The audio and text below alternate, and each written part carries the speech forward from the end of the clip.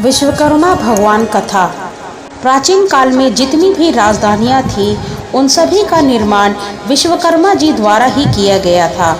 यहाँ तक कि सतयुग का स्वर्गलोक, त्रेता युग की लंका, द्वापर युग की द्वारिका और कलयुग का हस्तिनापुर सभी विश्वकर्मा जी के द्वारा ही रचित थे। सुदामापुरी की रचना के बारे में भी यह कहा जाता है, उसके निर्माता भी विश्वकर्मा जी ही थे। इससे यह पता चलता है कि धन धान्य की अभिलाषा करने वालों को भगवान विश्वकर्मा की पूजा अवश्य करनी चाहिए। विश्वकर्मा जी को देवताओं के शिल्पी के रूप में विशिष्ट स्थान प्राप्त है। तो आइए सुनते हैं विश्वकर्मा जी की कथा। पौराणिक कथा के अनुसार प्राचीन काल में काशी नगरी में एक रथकार अपनी पत्नी के साथ रहता था।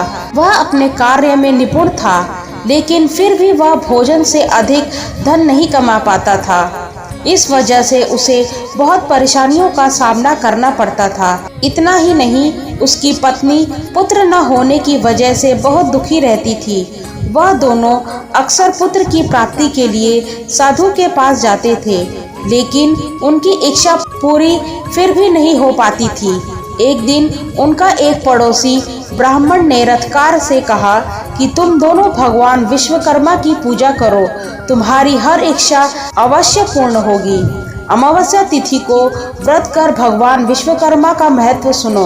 अपने पड़ोसी के ऐसा कहने पर अगले अमावस्या को रथकार की पत्नी ने भगवान विश्वकर्मा की पूजा पूरी श्रद्धा से की।